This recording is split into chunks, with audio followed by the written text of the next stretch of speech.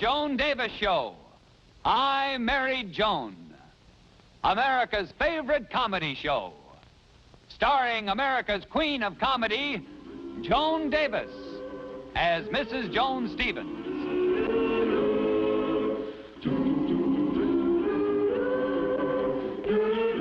And featuring Jim Backus as Judge Bradley Stevens.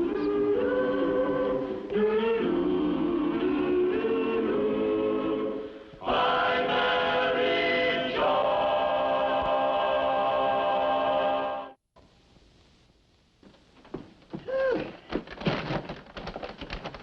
Frozen soup, frozen chicken, frozen potatoes, frozen pie. Ah, there's nothing like a home-cooked meal. Must stay home one of these days and cook one. See, I wonder if I've forgotten anything. I don't know why, but I've been forgetting an awful lot these days.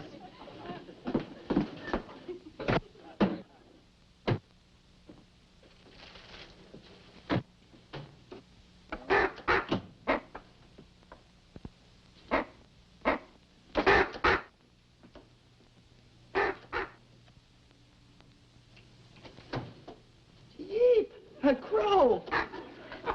Fly away, Birdie. Here, come on. Come on. Oh, you hurt its little leg. Well, now you wait right there, and Joni will fix it for you. You wait right there. Right there. Here, Joni will fix your leg now. Come on. This won't hurt a bit, and it'll just help it while it heals. That's a good boy. Now, you wait right there, and I'm going to get a box and make you a bed, you nice little crow. You know something? You look tired. You've got people's feet under your eyes. You got a cold, too, huh? Here, I've got something for you. Here. Here. Here. Now, you munch on that. Isn't that good? I'm going to make a nice bed for you. Now, you stay right there. Will you?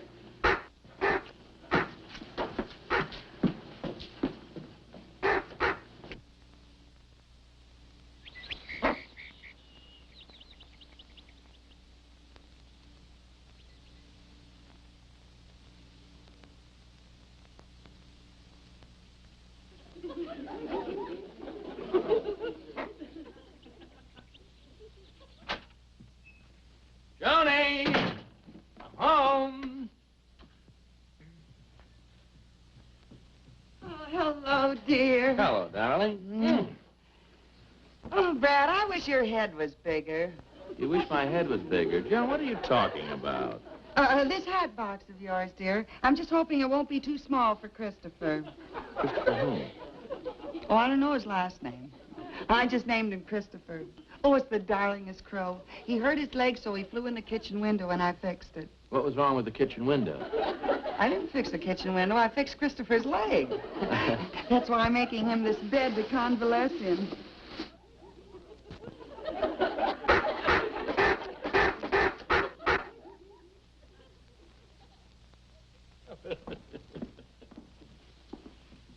He's gone.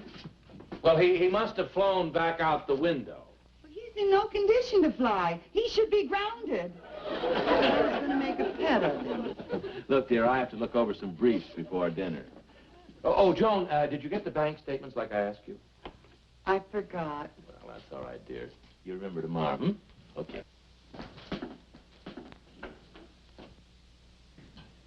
I think I forgot.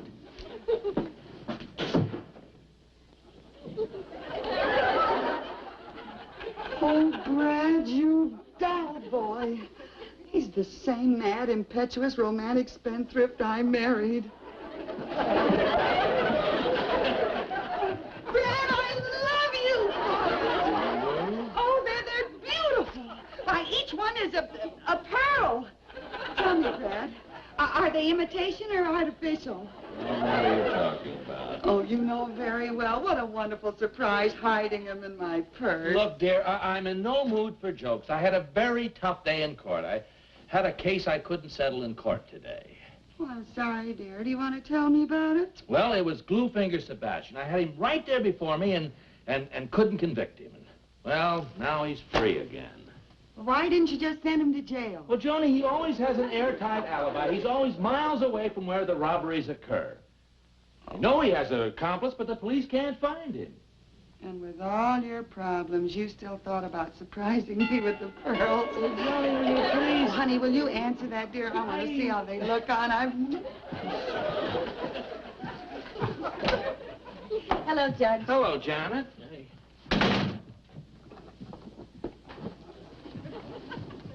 Look, if it's the 15 cents you're looking for, I found it and smoked it after dinner last night. It must be here. I was wearing them while I was talking to Joni this afternoon. I've been meaning to have the clasp fixed. It's weak. Wait a minute. A light is beginning to dawn. It couldn't by any chance happen to be a pearl necklace you're looking for. Well, of course it's my pearl necklace. What else? Did you find it? It's going to be tough to pry loose. Oh, Joni, the mystery of the pearl necklace is solved. Oh, excuse me, it's the back door, Janet. Where did Joan find my pearls? In her purse. She thought that I put them there. In her purse? Well, how did they get there? Well, don't ask me. You women never know where you put things. Oh, hello, Janet. Aren't they beautiful? They're very becoming. Now, may I have them, please? Kerwin and I are going out to dinner. Can you have them? I just got them. Oh, please, Joni, I'm in a hurry. Well, I don't think I should lend them the first night that I get them. Lend them? Those happen to be my cultured pearls. Your pearls? I can see you haven't been wearing your pith helmet under the noonday sun. Mad dogs in the... If you will look on the clasp, you'll see it's my necklace. I dropped them here this afternoon. Then how did they get into my purse? Well, that's a question I'd like cleared up, too. Brad put them there to surprise me. Well, Brad says otherwise. Then what were you doing in my purse? What was I? I wasn't near your purse. Well, they certainly didn't crawl in there to get more culture. Joan, you mean you don't remember finding them and hiding them in your bag? Was the milkman. Well, have you girls got the pearl necklace situation all cleared up? Brad, she says that you didn't put these in my bag to surprise me, that they're hers. Joni, I told you before I didn't put them there. Now, will you be a good girl and give them to Janet? I'll be more careful in the future. Well, stop giving me that fishy look. You'd think I was trying to steal your old pearl. Now, look, Joni, no one is accusing you of anything as silly as that. Now, look. Well, with some people, it's like a sickness. Sickness?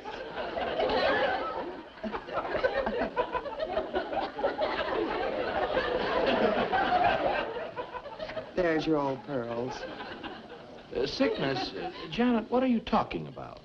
Judge, may I see you for a moment privately?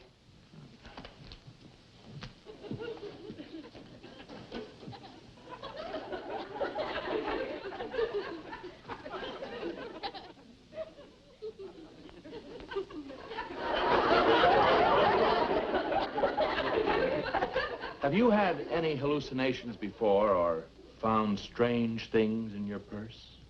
The only strange thing I ever found in my purse was money. What do you think I am, a kleptomaniac? Oh, that's Kerwin in the car. I've got to run. Oh, Joni, in the meantime, if you have any shopping to do, I would advise you to do it by mail. Why, Joni, stop the nonsense and we'll have a nice evening and go out for dinner. Oh, Brad, you don't think I'm a mental case, do you? Of course not. There's nothing mental about you. You're sweet. Honey, I'll go and change for dinner. Oh, what'll I wear? Oh, anything, as long as it doesn't have pockets.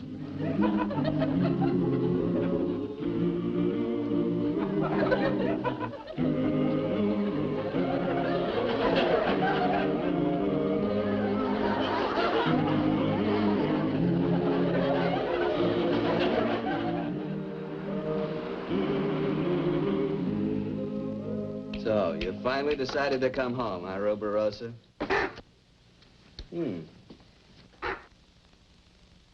Still pulling the old sympathy bit with the leg, huh? What was it this time? Blonde?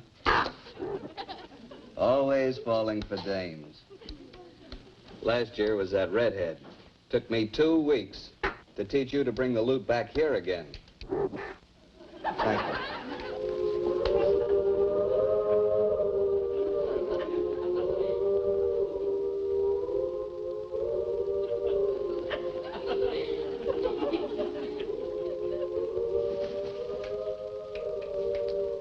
I don't care for pearls. I don't even like oysters.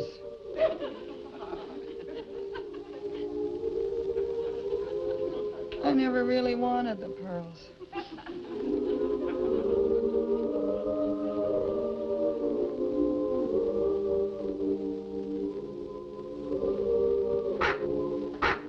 Christopher! You wouldn't hear it if it was a brass band. Christopher! It's Joni!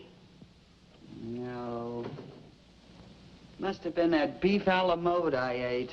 Last time I'll put ice cream on my beef. If I don't get some sleep, I'll have 4 new crow's feet in the morning. Crow's feet. Now, why did I say that? Poor little Christopher flying around with a lame leg. Oh, no.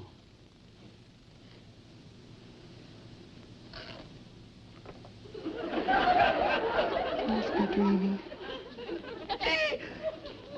Brett! Wait, how am I going to explain it to myself? Oh, I must be a kleptomaniac. I must do my klepting in my sleep.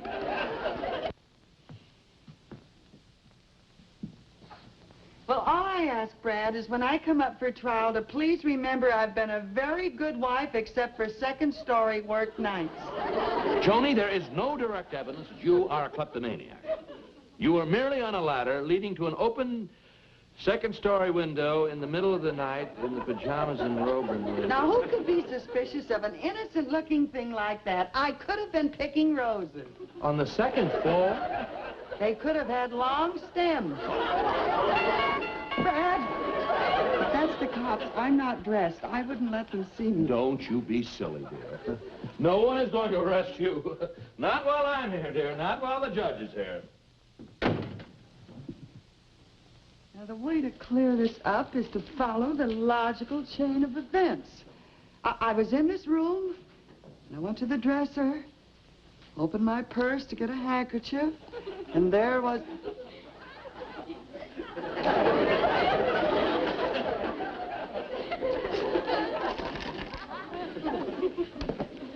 I must have been at people's houses I don't even know.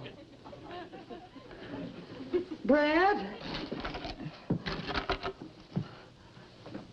Oh, Brad. Brad. Tell me, officer, were there any clues?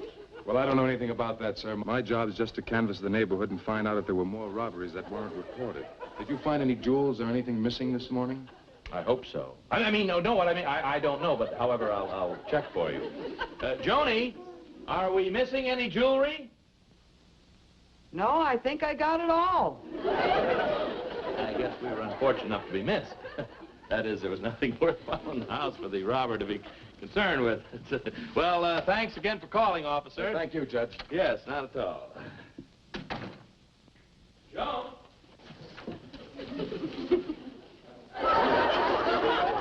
That was Officer Brannigan. He said there was some jewelry missing in the neighborhood last night. Well, Brad, you don't think that I... Now, look, dear, we all have problems to face, and to some of us, these problems we don't even suspect exist. Honey, let me explain. Would you mind sitting up here and explaining it to me? Well, why should I stand up? Well, I'm very nervous with this problem that I'm facing. I'm sitting on pins and Now, look. There are people, and perfectly good people, who take things belonging to other people without knowing why or what they're going to do with them. You mean the Income Tax Bureau? No, dear, no. Now, if I were to tell you that you were suffering from mental lapse, what would you say? Well, I'd say... Yes? Oh, I was excited. I'm stuck. No, you're not. A very good friend of mine, Dr. Oglethorpe, happens to be one of the very best psychiatrists. I'll see him on my way to the office and have him stop by and see you this morning. And remember, he's used to treating people whose troubles are deep-seated. Oh, I got a dilly for him. Now, look here, he'll help you. Do whatever he says and trust him. Will you do that for me? Brad, I'll do anything for you. Just go before I get lockjaw. Oh, that's my girl. And remember, things like this have been cured without leaving the slightest scar.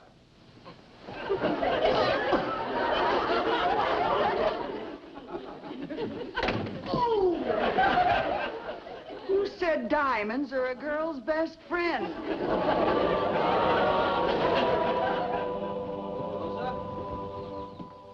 Here, Ruberosa.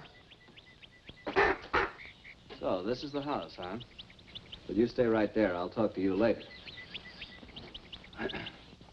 Brad, his sweet, wonderful, adoring wife has turned out to be another Dr. Jekyll and Mrs. Hyde. Wonder if the psychiatrist will bring his own couch with him.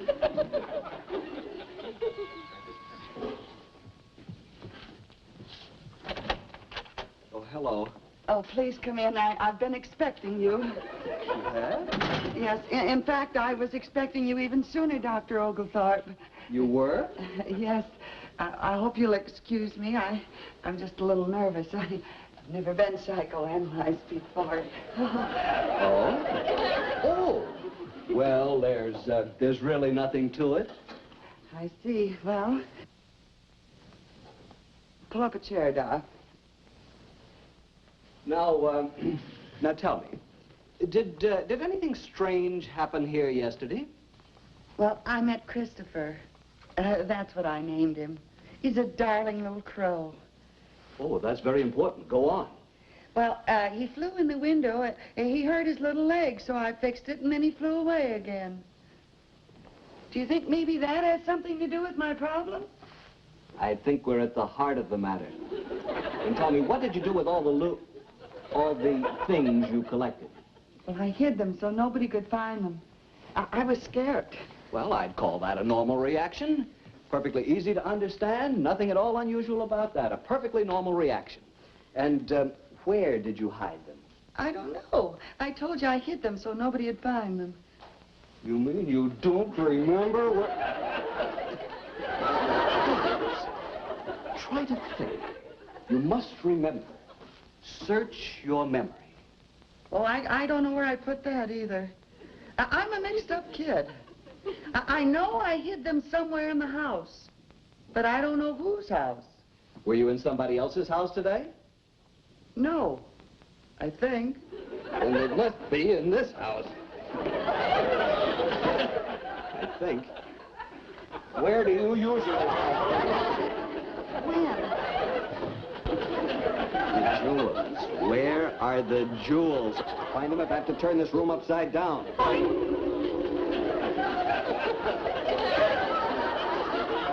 Well, they're obviously not here. Maybe they're in the bedroom. Let's go. And the bedroom is this way. Let's... See, maybe they're... Oh, no, that would be silly. Nobody would hide jewels in there. Where? In my jewel box. That's too obvious. That would be absolutely ridiculous. It would be the first place anybody'd look.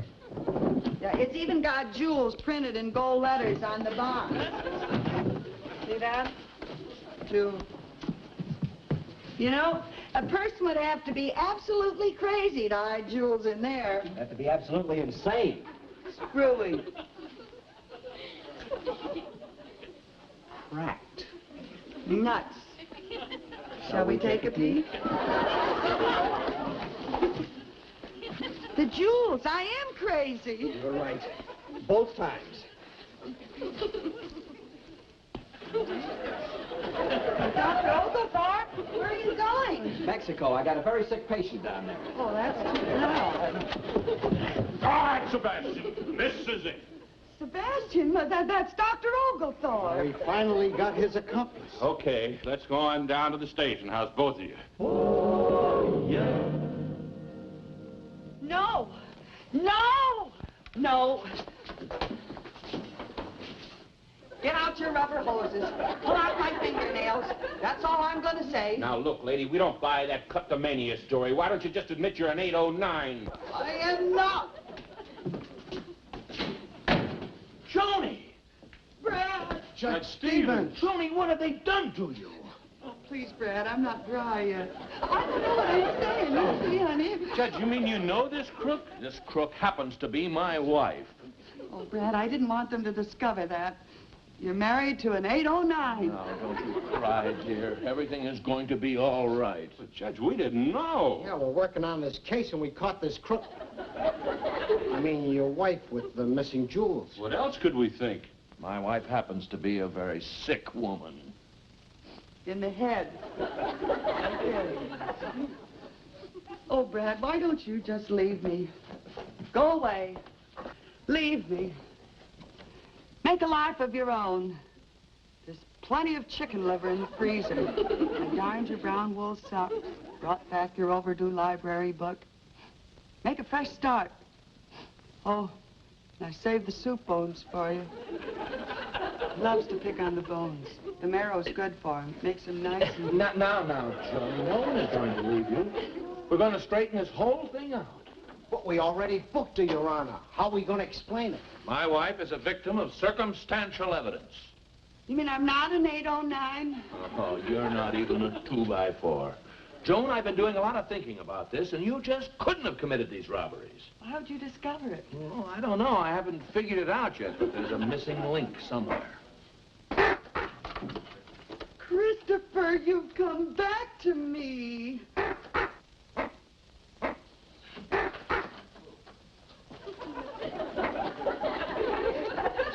You mean that's your bird? Joni, look. Well, what do you know? I never would have believed it. There's your burglar. Christopher, it was you who was walking in my sleep. No wonder most of the robberies we investigated lately had some little black feathers left at the scene. Take that crow into custody and book him as an accomplice and accessory. Okay, Lieutenant. Well, what do you know? And all the time we thought we were up against a mastermind. And all the time it was only a bird brain.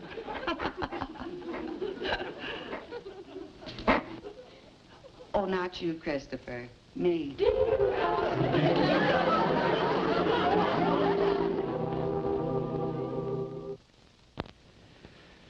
Well, I still think that was an awfully harsh verdict you gave, Christopher. Couldn't you have shown a little more leniency? Joni, we've been through this 100 times. If you want, it's within your constitutional rights to take it to a higher court. My little Christopher, a jailbird. A cheer.